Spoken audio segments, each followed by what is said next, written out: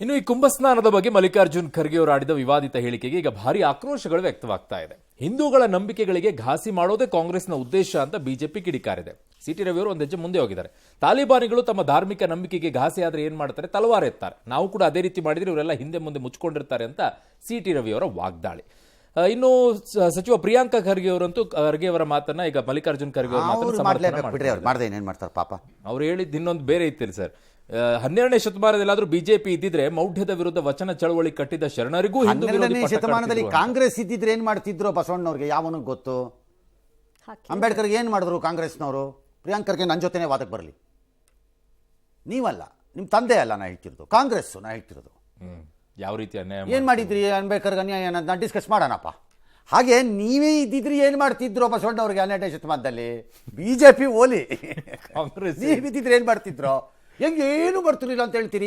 ಅವತ್ತಿನ ಕಾಂಗ್ರೆಸ್ ಹೆಂಗೆ ಅಂಬೇಡ್ಕರ್ ಮನಸ್ಥಿತಿ ಎಲೆಕ್ಷನಲ್ಲಿ ಸೋಸಿದ್ದು ಅದೇ ಟೈಪ್ ಅವ್ರು ಅವತ್ತು ಇರ್ತಿರ್ಲಿಲ್ವಾ? ಅದಂಗಾಗತ್ತೆ ಬಸವಣ್ಣ ವಿರುದ್ಧ. ಮತ್ತೆ ನೀವು ಒರಿಜಿನಲ್ ಪಾರ್ಟಿ 125 ಇಯರ್ ಓಲ್ಡ್ ಇದ್ರೆ ಮೋಸ್ಟ್ಲಿ ನೀವೇ 12ನೇ ಶತಮಾನದಲ್ಲಿ ಇರ್ತಿದ್ದು. ಬಿಜೆಪಿ ನ್ಯೂ ಪಾರ್ಟಿ, ಅದು ಇರಕ್ಕಾಗಲ್ಲ, ಆಗಲ್ಲ ಆ ಪಾರ್ಟಿ. ಓಕೆ, ಇನ್ನು ಸಾಣೇಹಳ್ಳಿ ಪಂಡಿತಾರಾಧ್ಯ ಶ್ರೀಗಳು ಒಂದಿಷ್ಟು ವಿಚಾರಗಳನ್ನ ಅವ್ರು ಬಿಡಿ, ಅವರು ಅವಾಗವಾಗ ಈ ಥರದ್ದು ಹೇಳ್ತಾ ಇರ್ತಾರೆ ಸುಮ್ಮನೆ. ನಾನು ಈಗಲೂ ಹೇಳ್ತೀನಿ, ಇನ್ಕ್ಲೂಡಿಂಗ್ ಸಾಣೇಹಳ್ಳಿ ಅವ್ರಿಗೂ ಶ್ರೀಗಳಿಗೂ ಸೇರಿಸ್ಬಿಟ್ಟೆ ಹೇಳ್ತೀನಿ ಇದನ್ನು ನಾನು. ನೀವು ಅವಾಗವಾಗ ನಿಮ್ದು ಥಾಟ್ಸು ಲೆಫ್ಟ್ ಇಷ್ಟು we can't help, nothing wrong also, ಅದು ನಿಮ್ಮ ಇಷ್ಟ. ಅದು ಯಾವ ಥಾಟ್ಸ್ ಬೇಕಾದ್ರೂ ಇಟ್ಕೋಬಹುದು. ಸೈದ್ಧಾಂತಿಕ ನಿಲುವು.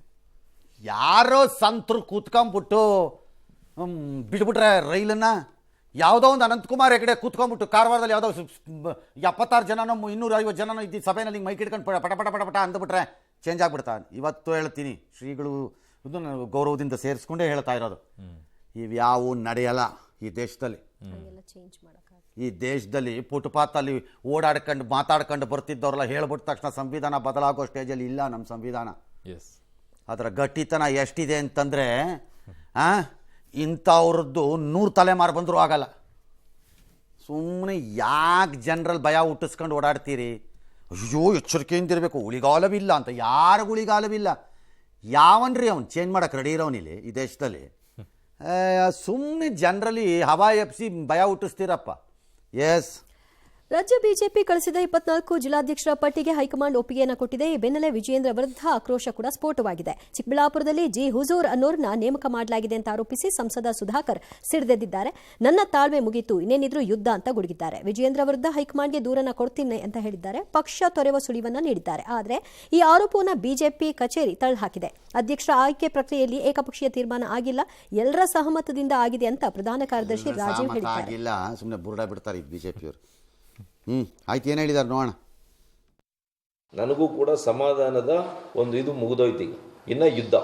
ಇನ್ನು ನನ್ನ ಊರಿನಲ್ಲಿ ನನ್ನ ಜಿಲ್ಲೆಯಲ್ಲೇ ನೀವು ಸಮಾಧಿ ಕಟ್ಟಕ್ಕೆ ಹೋದ್ಮೇಲೆ ಇನ್ನು ನಾವು ನೋಡ್ಕೊಂಡು ಏನು ಮಾಡಬೇಕಾಗ್ತದೆ? ಕಟ್ಸ್ಕೋಬೇಕಾ ಸಮಾಧಿನ ನಮ್ಮ ಮೇಲೆ?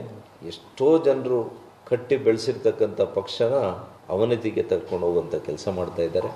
ನೋಡೋಣ ಯಾವ ಧೈರ್ಯದ ಮೇಲೆ ಮಾಡ್ತಾ ಇದ್ದಾರೆ, ಯಾವ ಧೈರ್ಯದ ಮೇಲೆ ಮುಂದೆ ಪಕ್ಷ ಕಟ್ತಾರೆ ನೋಡೋಣ.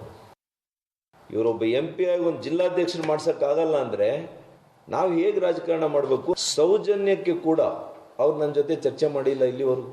ಮೊನಾರ್ಕ ನೀವು ಸಿದ್ದರಾಮಣ್ಣವರು ನನಗೆ ಅತ್ಯಂತ ಆಪ್ತರು. ನೋಡಯ್ಯ ನೀನು ಉಪಯೋಗಿಸ್ಕೊಂಡು ಅವರು ಕೈ ಬಿಟ್ಬಿಡ್ತಾರೆ, ಮಧ್ಯದ ನೀರಲ್ಲಿ ಬಿಡ್ತಾರೆ. ನಿನಗೆ ಹೇಳ್ತೀನಿ, ನಾವೆಲ್ಲರೂ ಕೂಡ ನಿಮ್ಮ ಜೊತೆಗಿದ್ದೀವಿ ಅಂತ ಹೇಳಿ. ಬಹುತೇಕವಾಗಿ ವಿಜೇಂದ್ರ ಅವ್ರ ಮೇಲೆ ಬರ್ತಾ ಇರೋ ನನಗೆ ಇದರಿಂದ ಅನ್ನಿಸ್ತಿರೋದು ಒಂದು ಅನ್ನಿಸ್ತಿದೆ. ಏನ್ ಸರ್? ವಿಜೇಂದ್ರಗೆ ಅಧ್ಯಕ್ಷ ಆಗೋ ಮೆಚ್ಯೂರಿಟಿ ಇದ್ದಂಗೆ ಕಾಣಿಸ್ತಿಲ್ಲ. ಇಲ್ಲ ಸರ್, ಕಾಣಿಸ್ತಿಲ್ಲ. ಯಾಕೆ ಸರ್? ನನ್ನ ತಂದೆಯ ಅಪರಾವತಾರ ನಾನು ಅನ್ನೋ ಭ್ರಮೆಗೆ ಬಂದಂಗಿದೆ ಈ ಅಧ್ಯಕ್ಷ. ನಿಮ್ಮ ತಂದೆಯ ಅಪರಾವತಾರ ಅಲ್ಲ, ತಂದೆಯ ಮಗ ಅಷ್ಟೇ. ಕಾಮನ್ ಸೆನ್ಸ್ ಅನ್ನೋದು ಅಧ್ಯಕ್ಷರಿಗೆ ಇರಬೇಕು. ಈ ಅಧ್ಯಕ್ಷರು ಯಾರನ್ನೂ ಒಟ್ಟಿಗೆ ತೆಗೆದುಕೊಂಡು ಹೋಗೋ ಲಕ್ಷಣ ತೋರಿಸ್ತಾ ಇಲ್ಲಪ್ಪ. ನಿಮಗೆ ಸುತ್ತಲೂ ಒತ್ತಿಗೆ ತಗೊಂಡು ಹೋಗೋ ಕಾಣಿಸ್ತಿರೋದು ಯಾರು ಅಂದರೆ ರೇಣುಕಾಚಾರ್ಯ ಮತ್ತು ಕಟ್ಟಾ ಸುಬ್ರಹ್ಮಣ್ಯ ನಾಯ್ಡು ಟೀಮ್ ಒಂದೇ. ಮುಂಚೆ KJP ಪಕ್ಷ ಕಟ್ಟಿದಂತ ಅದ್ಯಾರೋ ಪ್ರಧಾನ ಕಾರ್ಯದರ್ಶಿಗಳು ಬಂದು ಇವತ್ತಿನ ದಿನ ಅದಕ್ಕೆ ಕ್ಲಾರಿಫಿಕೇಶನ್ ಕೊಟ್ರಂತೆ. ಈ 4 ಪ್ರಧಾನ ಕಾರ್ಯದರ್ಶಿಗಳು ಕಡಿದು ಕೊಮಟೆ ಹಾಕಿದ್ದೇನು 1.5 ವರ್ಷದಲ್ಲಿ ಅಂತ ಬಂದು ಬಿಡ್ರಿ ನೋಡ್ತೀನಿ. ಇಲ್ಲಿ 4 ವೇಸ್ಟ್ ಬಾಡಿಗಳ ಥರ ಇದ್ದಾರೆ ಆ ಪ್ರಧಾನ ಕಾರ್ಯದರ್ಶಿಗಳು. ಒಬ್ರು ಒಂದಿನ ಇಲ್ಲ. ಏನು ಪಕ್ಷ ಕಟ್ಟೋ ಕೆಲಸ ಮಾಡಿದ್ದೀರಿ ನೀವು 4 ಜನ ಪ್ರಧಾನ ಕಾರ್ಯದರ್ಶಿಗಳು? ಸುದ್ದಿಗೋಷ್ಠಿ ಬಿಟ್ಟು ಇನ್ನೇನು ಇಲ್ಲ, ಏನಿಲ್ಲ. ಟಿವಿಗೆ ಹೋಗೋದು ಅಥವಾ ಸುದ್ದಿಗೋಷ್ಠಿಗೆ ಹೋಗೋದು. ಏನು ಕಡ್ದಿರೋದು ನೀವು? ಇವತ್ತು ಬಂದು clarification. He is right Sudhakar. ಹೇಗೆ ಹೇಗೆ ಸರ್? ಸುಧಾಕರ ಹೇಳಿದ್ದನ್ನು ಮಾಡಬೇಕು ಅಂತ ಏನು ನಿಯಮ ಇಲ್ಲ ಅಲ್ಲಿ. ಓಕೆ. ಆದರೆ ಒಬ್ಬ MP ವಿಶ್ವಾಸಕ್ಕೆ ತಗೊಳಕ್ಕಾಗಲ್ಲ ಅಂದರೆ ಯಾವ ಊರು ಅಧ್ಯಕ್ಷ? ಉಪ್ಪಿನಕಾಯಿ ನೆಕ್ಕಳಿ ನಿಮ್ಮ ಅಧ್ಯಕ್ಷಗಿರಿನ. ಚಿಕ್ಕಬಳ್ಳಾಪುರ ಮತ್ತು ಕೋಲಾರದಲ್ಲಿ ಏನು ವಿಜೇಂದ್ರ ಹೋಗ್ಬಿಟ್ಟು ಬಾವುಟ ಕಟ್ಬಿಟ್ಟು 16 ಅಸೆಂಬ್ಲಿ ಗೆಲ್ಲಿಸ್ಕೊಂಡ್ಬಂದ್ಬಿಡ್ತಾರಂತ. 3 ಕಾಲು ಓಟ್ ಬರಲ್ಲ ನಿಮ್ಮ ಮುಖ ನೋಡಲಿ. ಇರೋ ಲೀಡರ್ಸ್ಗಳನ್ನು ಆಗ್ತಿಲ್ಲ. ಈ ಥರ ಜಿಲ್ಲೆಗಳಲ್ಲಿ ಯಾರನ್ನ ವಿಶ್ವಾಸಕ್ಕೆ ತಗೋಬೇಕು ಅವ್ರನ್ನ ವಿಶ್ವಾಸಕ್ಕೆ ತಗೊಂಡು ಮಾಡಬೇಕು ಈ ಕೆಲಸ. ಅವ್ರು ಹೇಳಿದ್ದೇ ಆಗಬೇಕು ಅಂತ ಇಲ್ರಪ್ಪ, ಆಗದೆ ಇರ್ಬೋದು. ಚರ್ಚೆ ಆಗಬಾರ್ದಾ? ವಿಶ್ವಾಸಕ್ಕೆ ತಗೊಳ್ಳೋದಾರು ಮಾಡಬೇಕು. ಎಲ್ಲದಕ್ಕೂ ನನ್ನ ಇಷ್ಟ ಬಂದಂಗೆ ನಡ್ಕೊಂಡು ಹೋಗ್ತೀನಿ. ಇದಕ್ಕೆ ವಿಜಯೇಂದ್ರಗೆ ಭ್ರಮೆ ಬಂದಂಗೆ ಕಾಣಿಸ್ತಿದೆ, ನಾನು ಲೀಡರ್ ಆಗೋಗ್ಬಿಟ್ಟಿದ್ದೀನಿ ಅಂತ. ಆ ಭ್ರಮೆ ಬಂದ್ಬಿಟ್ಟಿದೆ ಅಂತ ಕಾಣುತ್ತೆ. ಎಲ್ಲೋ ಪ್ರತಿಷ್ಠೆ ಈಗೋ ತರ ಇಲ್ಲ, ಆಗೋಗಿದೆ ಅವರು. I think is already thinking of A chief minister level ಇರಬೇಕು ಅವರು. ಅವ್ರು ಆ ಲೆವೆಲಲ್ಲಿ ಇರಬೇಕು ಅವರು. ನನ್ನನ್ನು ಕೇಳಿದ್ರೆ he is destroying this party. He is not unifying it. That much I can say. I had high hopes on him. I don't think he is worth or matured to lead this party ಅನಿಸ್ತಿದೆ. Only high command ಮೇಲೆ depend ಆದಂಗೆ ಕಾಣಿಸ್ತಿದೆ. High command ಒಂದು waste body, ಅದು ಬಿಟ್ಟಾಕಿ ಅದನ್ನು. ಏನು ಅಮಿತ್ ಶಾ ಬಂದ್ಬಿಟ್ಟು ನಾಳೆ ಓಟ್ ಕೊಡಿಸ್ಲಿ, ಎಲ್ಲಿ ಚಿಂತಾಮಣಿಲಿ ಕೊಡಿಸ್ಲಪ್ಪ ಅಮಿತ್ ಶಾ ಓಟು, ನಾನು ನೋಡೇ ಬಿಡ್ತೀನಿ ಅದು ಏನು ಓಟ್ ಕೊಡಿಸ್ತಾರೆ. ಚಿಕ್ಕಬಳ್ಳಾಪುರದಲ್ಲಿ ಬಂದು ಕೊಡಿಸ್ಲಪ್ಪ ಓಟನ್ನು, ನಾನು ನೋಡೇ ಬಿಡ್ತೀನಿ. ಅಸೆಂಬ್ಲಿಗೆ ನಾನು ಹೇಳ್ತಿರೋದು. ಚಿಕ್ಕಬಳ್ಳಾಪುರ ಕೋಲಾರದಲ್ಲಿ BJP ಇಲ್ಲ. ಇರೋರನ್ನ ಯೂಸ್ ಮಾಡ್ಕೋಬೇಕಲ್ಲಿ ನೀವು. ಅವ್ರು ಹೇಳಿದ್ದನ್ನೇ ಮಾಡಿ ಅವ್ರನ್ನ ಚಕ್ರವರ್ತಿ ಮಾಡಬೇಕಲ್ಲಿ ಅಂತ ನಾನು ಹೇಳಿಲ್ಲ. ಆದರೆ ಅವ್ರುಗಳನ್ನು ವಿಶ್ವಾಸಕ್ಕೆ ತಗೋಬೇಕು. ಅವ್ರು ಫೋನ್ ಮಾಡಿದ್ರು ಫೋನ್ ತೊಗೊಳಲ್ಲ ಅಂದರೆ ನೀವು ಯಾವ ಅಧ್ಯಕ್ಷ ರೀ ನೀವು? ಪುಕ್ಕಲ್ ತಗೊಂಬಂದು ಬೈದವ್ರು ಬಂದು ಯಾರು ಬೈದ್ರೆ ಅಥವಾ ಯಾರು ಫೋನ್ ಹಾಕಿದ್ರೆ ಓಡೋಗ್ಬಿಡೋದು. ನನಗೆ ಗೊತ್ತೇ ಇಲ್ಲ ಅನ್ನೋದು. ಸಿದ್ದರಾಮಯ್ಯಂದು ಮೀಡಿಯಲ್ಲಿ ಬ್ರೇಕಿಂಗ್ ಬಂದರೆ ರಿಯಾಕ್ಷನ್ ಕೊಡೋದು, ಅದೊಂದು ಮುಂದೆ ಬಂದು ನಿಂತ ಹೇಳಿ. ಹಾಂ, ಇದು ಯಾವ ಅಧ್ಯಕ್ಷಗಿರಿ ಇದು? If you cannot handle it, just quit. Yes. ಇನ್ನು ಮೈಕ್ರೋ ಫೈನಾನ್ಸ್ಗಳ ಟಾರ್ಚರ್ಗೆ ಮೂಗುದಾರ ಹಾಕೋಕೆ ನಾಳೆ ಸಂಪುಟ ಸಭೆಯಲ್ಲಿ ಸುಗ್ರೀವಾಜ್ಞೆ ಹೊರಡಿಸೋಕೆ ಮುಂದಾಗಿದೆ. ಈ ಸಂಬಂಧ ಇವತ್ತು ವಿಧಾನಸಭೆ ಸೌಧದಲ್ಲೂ ಕೂಡ ಕಾನೂನು ಮಂತ್ರಿಗಳು, ಗೃಹ ಸಚಿವರೆಲ್ಲ ಸಭೆ ಮಾಡಿದ್ದಾರೆ. ಆದರೂ ಇದರ ಮಧ್ಯದಲ್ಲೂ ಕೂಡ ಇವತ್ತು 3 ಸಾವನ್ನಪ್ಪಿದ್ದಾರೆ. ನಿನ್ನೆ ವಿಷ ಸೇವಿಸಿದ ಮಳವಳ್ಳಿಯ ಕೊನ್ನಾಪುರದ ಪ್ರೇಮ ಇವತ್ತು ಸಾವನ್ನಪ್ಪಿರೋದು. ದುಗ್ಗನಹಳ್ಳಿಯ ಸಂಜಯ್, ಹಾಸನದ ರೈತ ಹೇಮಂತ್ ಆತ್ಮಹತ್ಯೆ ಮಾಡಿಕೊಂಡಿದ್ದಾರೆ. ಕೊರಟಗೆರೆಯ ಹನುಮಂತಪುರದಲ್ಲಿ ಮಂಗಳಮ್ಮ ಆತ್ಮಹತ್ಯೆ ಯತ್ನಿಸಿದ್ದಾರೆ. ತುಂಗಭದ್ರೆಗೆ ಹಾರಿದಂಥ ಶಿಕ್ಷಕಿ ಪುಷ್ಪಲತಾ ಕಾಲ್ಜಾರಿ ಬಿದ್ದ ಕಾರಣ ಮೃತಪಟ್ಟಿದ್ದಾರೆ ಅಂತ ಅವ್ರ ಪತಿ ಈಗ ದೂರು ಕೊಟ್ಟಿದ್ದಾರೆ. ಅದು ಅನುಮಾನಕ್ಕೆ ಕಾರಣವಾಗ್ತಾ ಇದೆ. ಇನ್ನು ವಿನುತಾ ಅವರ ಮನೆಗೆ ಕೊರಟಗೆರೆಯಲ್ಲಿ ಇದು 5 ಸ್ಟಾರ್ ಸ್ವತ್ತು ಅಂತ ಪೇಂಟ್ನಲ್ಲಿ ಬರೆಸಿದಾರಂತೆ ಮೈಕ್ರೋ ಫೈನಾನ್ಸ್ನವರು. ಇದರಿಂದ ನೊಂದ ಕುಟುಂಬ ಊರೇ ಬಿಟ್ಟುಬಿಟ್ಟಿದ್ದಾರೆ. ದುಡ್ಡು ಇಲ್ಲ ಅಂತ ಯಾರ ಹತ್ರ ಆದರೂ ಹೋಗಿ ತಂದು ಕಟ್ಟಿ ಅಂತ ಹೇಳ್ತಾರಂತೆ. ಚಿಕ್ಕಬಳ್ಳಾಪುರದ ಶಾಸಕರ ಮುಂದೆ ಮಹಿಳೆಯೊಬ್ಬರು ಲೋನ್ ತಗೊಳ್ಳದೇ ಇದ್ರು, ಲೋನ್ ಪಡೆಯದಿದ್ರು ಲೋನ್ ಕಟ್ಟಿ ಅಂತ ಬೆದರಿಕೆ ಹಾಕ್ತಿದಾರಂತೆ ಕೆಲವು ಕಡೆ. ಅಂತ ಕಡೆ ಹೆದರ್ಕೋಬೇಡಿ. ನಾವು ತಗೊಳ್ಳದಿದ್ರು ಅವ್ರು ಬಂದು ಕೇಳಿದ್ರೆ ಮುಖಾಮೂತಿ ನೋಡದೆ ದನ ಕಟ್ಟು ಹಗ್ಗ ತಂದ್ಬಿಟ್ಟು ಕಟಾಕ್ರಿ ಮರಕ್ಕೆ, ನೋಡಬಿಡೋಣ ಅದೇನಾಗತ್ತೆ ಅಂತ. ಹೊಡಗಿಡಿಬೇಡಿ, ಕಟಾಕ್ರಿ ಹೇಳ್ತೀನಿ, ಹೊಡಿಬೇಡಿ. ಹೊಡೆದ್ರೆ ಕೇಸ್ ಆಗ್ಬಿಡುತ್ತೆ.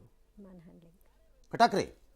ಅವ್ನು ಕಾಸು ಲೋನೇ ಕೊಡದಿದ್ರು ಬಂದು ಲೋನ್ ಕೊಡು ಅಂತಂದರೆ ಅವನು ಬಾಯಿಗೆ ಬಂದಂಗೆ ಬರೆಯೋದಂತೆ ಎಲ್ಲ ಮಾಡಂತೆ. ಏನು ಸರ್ಕಾರ? ನಾಳೆ ಸುಗ್ರೀವಾಗೆ ಬರ್ರಿ, ಆಮೇಲೆ ಮಾತಾಡೋಣ. ಆಮೇಲೆ ಈ ಸರ್ಕಾರ ರೈತರ ಪರ, ಬಡವರ ಪರ, BJP ಅವರಿದಾರಲ್ಲ, ಈ ಸ್ಪೀಚ್ಗೆ ಉತ್ತರ ಕೊಡ್ತೀನಿ. ಎಸ್. ಮೂಡಾ ಹಗರಣದ ತನಿಖೆ ನಡೆಸಿದ ಇಡಿ 50-50 ಅನುಪಾತದಲ್ಲಿ ಈಗ ಯಾರೆಲ್ಲ ಸೈಟ್ ಪಡ್ಕೊಂಡಿದ್ರು ಅವರಿಗೆ ಬಿಗ್ ಶಾಕ್. ದಾಖಲೆ ಅನುಸಾರ ಸೈಟ್ಗಳ ಸೀಸ್ ಯಜ್ಞವನ್ನು ಮುಂದುವರೆಸಿದೆ. ಬೇನಾಮಿ ಶಂಕೆ ಮೇರೆಗೆ ಮನಿ ಲಾಂಡರಿಂಗ್ ಕಾಯ್ದೆಯಡಿ 160 ಸೈಟ್ ಜಪ್ತಿ ಮಾಡಿದೆ. ಈ ಪಟ್ಟಿಯನ್ನು ಮೈಸೂರಿನ 3 ಸಬ್ ರಿಜಿಸ್ಟ್ರಾರ್ ಕಚೇರಿಗಳಿಗೆ ಕಳಿಸಿಕೊಟ್ಟಿದೆ. ಒಂದೇ ದಿನದಲ್ಲಿ ಒಬ್ಬರಿಗೆ 31 ಸೈಟ್, ಇನ್ನೊಬ್ಬರಿಗೆ 28 ಸೈಟ್ ನೋಂದಣಿ ಮಾಡಿದ ವಿಚಾರವು 50-50 ಅನುಪಾತದಲ್ಲೋ, 60-40 ಅನುಪಾತದಲ್ಲೋ, 100/200 ಅನುಪಾತದಲ್ಲೋ ಸೈಟ್ ತಗೊಂಡ ಮೇಲೆ ಕಾನೂನುಬದ್ಧವಾಗಿ ಅವ್ರ ಪ್ರಕಾರ 30 ಜನನೋ ಒಬ್ಬನಿಗೆ ಹೆಸರಲ್ಲಿ 36 ಜನನೋ ರಿಜಿಸ್ಟರ್ ಮಾಡಿ ಕೇಳೋದ್ರಲ್ಲಿ ಏನು ತಪ್ಪಿದೆಯಪ್ಪ? ಯಾಕೆ ಮಾಡಬಾರ್ದ್ರಿ? ಅಲಾಟ್ಮೆಂಟ್ ಅಲ್ವಲ್ಲ, ಖರೀದಿ ತಾನೇ, ಮಾಡ್ಬೋದಲ್ಲ, ಮಾಡಬಾರ್ದಾ? ಬೇನಾಮಿ ಹೆಸರಲ್ಲಿ ಪಡ್ಕೊಂಡಿದ್ದಾರೆ. ನನ್ನ ಪಾಯಿಂಟು ಇದೆಲ್ಲ ನ್ಯೂಸೇ ಅಲ್ಲ. ಮೂಲ 50-50 ಅಕ್ರಮನ ಅಲ್ವಾ ಪ್ರೂವ್ ಆಗಬೇಕು. ಅಲ್ಲಿ ಪ್ರೂವ್ ಆದರೆ ಇವೆಲ್ಲ ಸುದ್ದಿ. ಇಲ್ಲದಿದ್ರೆ ಕಾನೂನುಬದ್ಧವಾಗಿ ನನಗೆ ಬಂದಿತ್ತು ಅಂತ ಇಟ್ಕೊಳ್ಳೋಣಪ್ಪ. ನಂದೇ 3 ಎಕರೆ ಹೋಗಿತ್ತು, ನನಗೆ 3 ಎಕರೆಗೆ ಇದೇ ಥರ ನನಗೂ 50-50 ಆಧಾರದಲ್ಲಿ ನಾನು 36 ಸೈಟೋ 26 ಸೈಟೋ ಕೊಟ್ಟಿದ್ರು ಅಂತ ಇಟ್ಕೊಳ್ಳೋಣಪ್ಪ. ನಾನು ಆ 26 ಸೈಟನ್ನು ರಿಜಿಸ್ಟರ್ ಮಾಡಿಸ್ಕೊಂಡು ಅವತ್ತು ಮಧ್ಯಾಹ್ನನೇ ಯಾರೋ ನನ್ನ ಫ್ರೆಂಡ್ ಒಬ್ರಿಗೆ 16 ಸೈಟ್ ಮಾರ್ಬಿಟ್ಟೆ ಅಂತ ಇಟ್ಕೊಳ್ಳೋಣಪ್ಪ. ನ್ಯೂಸ್ ಏನಾಗತ್ತದು? ಎಸ್. ಬಟ್ ಇಲ್ಲಿ 50-50 ಅನುಪಾತ ಕೊಟ್ಟಿರೋದು ಹೇಗೆ ಕೊಟ್ಟರು ಅನ್ನೋದು ಭಯ. ಅದು ಒಂದು ಕೇಸಲ್ಲಿ ಟೆಸ್ಟ್ ಕೇಸ್ ಪ್ರೂವ್ ಆದರೆ ಉಳಿದಿದ್ದು ಅವಾಗ ಸುದ್ದಿ. ಅದು ಬೇಕಾಗಿದೆ.